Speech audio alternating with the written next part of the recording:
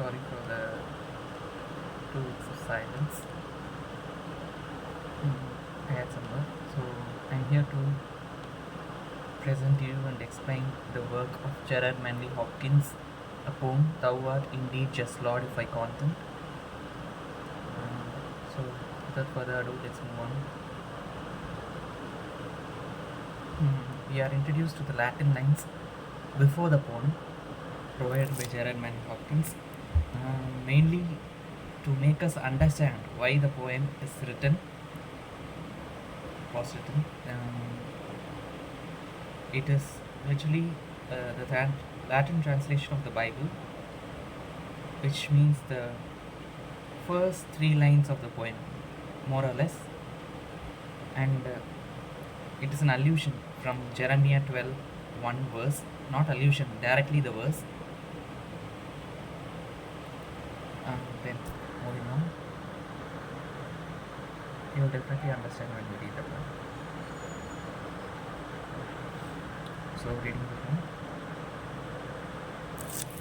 Thou art indeed just, Lord, if I contend with thee, but sir, so what I plead is just. Why do sinners' ways prosper? And why must disappointment all I endeavour end?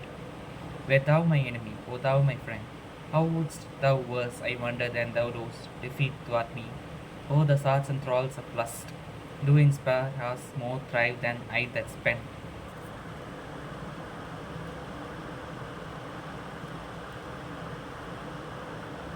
Sir, life upon thy cause, see banks and breaks now leave how thick, laced they are again, with fretty churl look and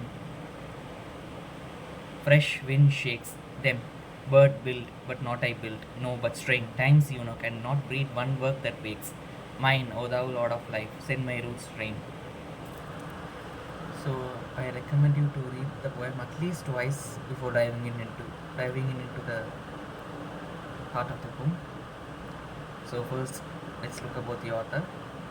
Gerard Manley Hopkins was an English poet and also a Jesuit priest by vocation. You all may probably know.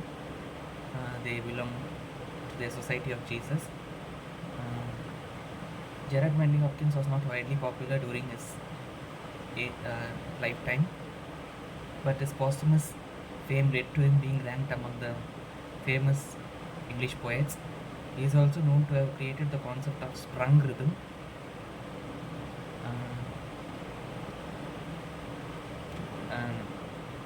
Widely we see Hopkins praising God in his poems, but this is very unlikely. Some of his other poems include The Windover, The Rake of Usland, God's Grandeur, etc. God's Grandeur is a much well-known poem.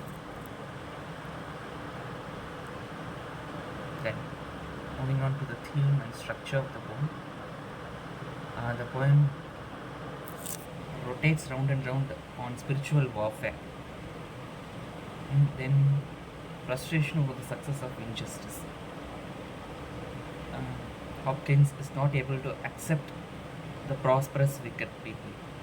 Then, the structure of the poem is a sonnet, Petrarchan sonnet or Italian sonnet, both means the same. The rhyme scheme is ABBA, ABBA, CDC, DCD. A sonnet is a 14-line poem divided into 2 parts. The first 8 lines is known as the octave, divided into 2 quatrains, and the second one is called as the sestet, which has 2 test sets. Quatrain has 4 lines and the test set has 3 lines. Then,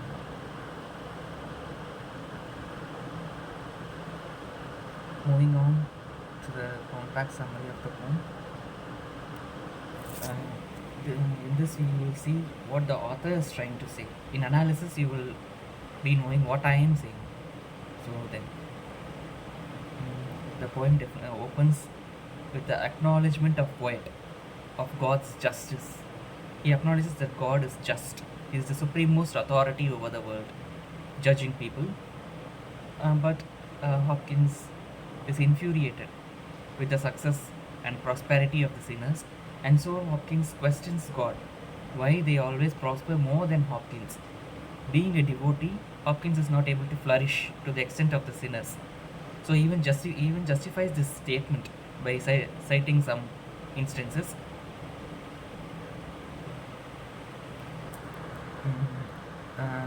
We are able to see Hopkins contrasting his own character with those of the sinners.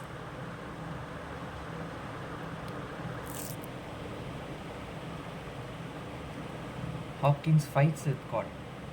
This is what the entire poem is about.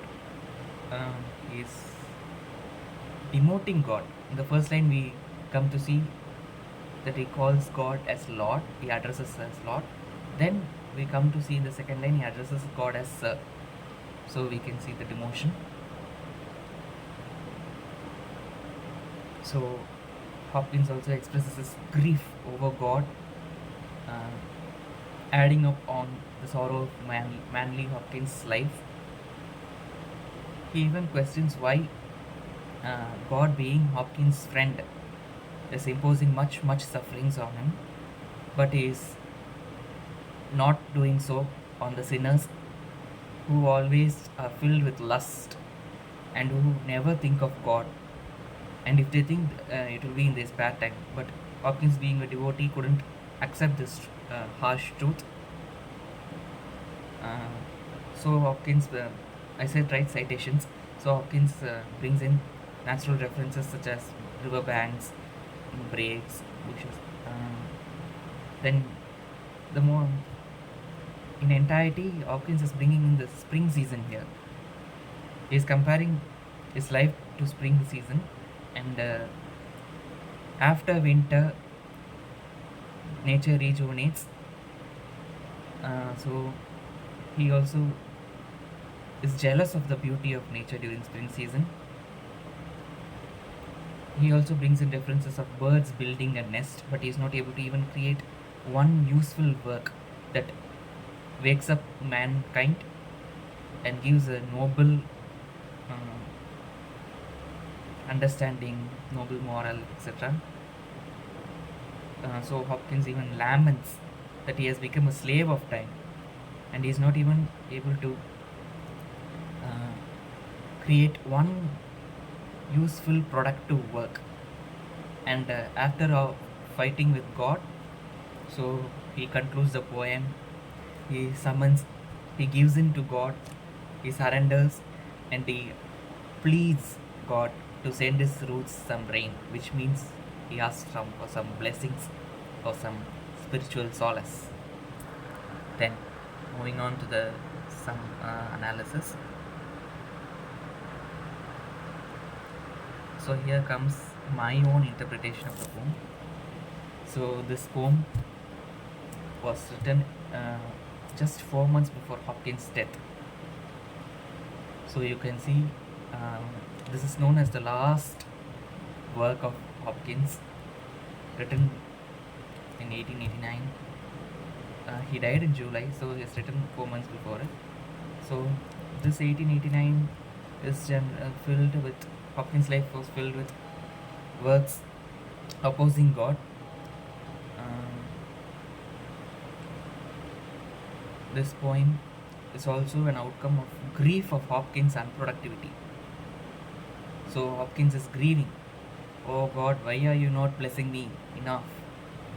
Kindly do so. So his devotion is now being turned into opposition. So the poet doubts God's justice in this poem. So definitely Hopkins is not justifying God in this poem. He's criticizing, merely criticizing. He does not even take the good things from God. So then we can see I have already said it. He demotes God to Sir, in contrast to the Lord being used in the first line. And though the poet acknowledges God's love, that too is ironical. He just says God's love is just imposing sorrows upon me, sorrows upon sorrows. This makes me recollect one line from Shelley. I fall upon the thorns of life, I bleed. Yes, that's what Hopkins might have been undergoing a struggle. Then Yes, I also cited one line, which is of John Keats: "If winter comes, can spring be far behind?" Which means winter stands for sorrowful season, filled with sorrows, no happiness. So after winter, there must be some rejuvenation. So spring season is the epitome of happiness. So that's what Keats tries to convey here. So Hopkins also pleads for happy time, comparing himself to natural references, natural things, beings. This poem is also an expression of rage of Hopkins. And I have also added one line in the bracket. So this makes readers question, definitely, because Hopkins has criticized God. First, he praised God throughout his life until that last year. So this brings us to the question: did Hopkins die out of God's wrath? Maybe. No, it must be true actually, because I am a very spiritual person, I think so, because he did not recollect God's blessings, countless number of blessings. Then, being okay, the poem has a very. We already know sonnet. The sonnet's last two lines will be the sum up of the entire poem. So we see Hopkins' plea, which means prayer to God for grace and blessings. But Hopkins expresses in a very rude way. Then the poem elevates the idea of liberation. Hopkins wants to be remembered through time, through some classic relic. We just want to be remembered for contributing to mankind, something very essential. Then I've also included another quotation, which is a Tamil quotation. It's a valuable quote: "The king will punish the same day, but God will stand and punish," which Hopkins miserably failed to understand. See, this poem is to be read not to criticize God, but rather to understand His greatness. I see that in this poem in that way. Hopkins was unable to understand God's love. That's what I get from this poem. The Tamil quoting for this is "Arasan andru kolvan devam nindru kollum." So Hopkins human mind cannot analyze God's mind. He should have understood that God is the creator of this universe. He knows the right time when to punish the wicked. Hopkins utterly failed to analyze this. That too, throughout his life he was a devotee, but at last he failed. So this is my criticism on Hopkins. Then moving on.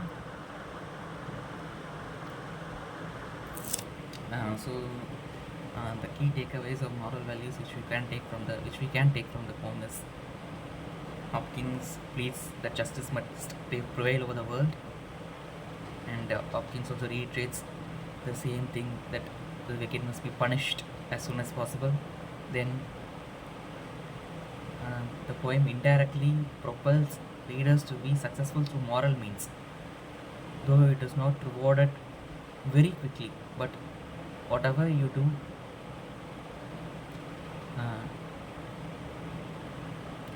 whatever good deeds you do, it will definitely be added to you. It will be rewarded. More than a reward, it's a blessing. Then the poet wants the readers to be persistent in noble efforts. Yes, again the same thing. We must not give up in life. That's what Hopkins wants to convey here. We must be constantly working out, sweating out, giving a blood, sweat and tears. This is an idiom. I am not literally meaning that you should shed blood. So then, the poet's death after this poem reminds us to be grateful, have gratitude to God. This is my analysis. So definitely,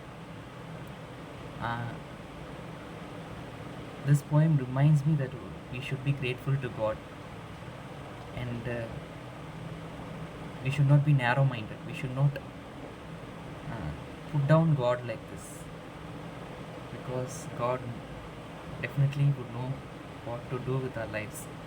He has a purpose, and we should let Him and allow Him to fulfill that purpose. BRS, that is no wonder. No, not a question. Then,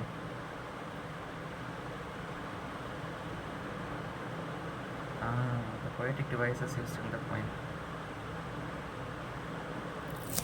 So, allusion, which refers to something drawn out of scripture, biblical reference, Jeremiah 12:1. So this verse just tells you that God is just, and that's why I bring my case to you. Yes, then I don't perfectly remember that verse, sorry for that. Allegory, the poet as a representative of spiritual crisis. I'll upload it in my description, that verse, okay.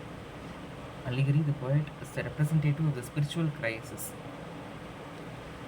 So the poet represents many devotees in general. That many suffer, but Hopkins has publicized it.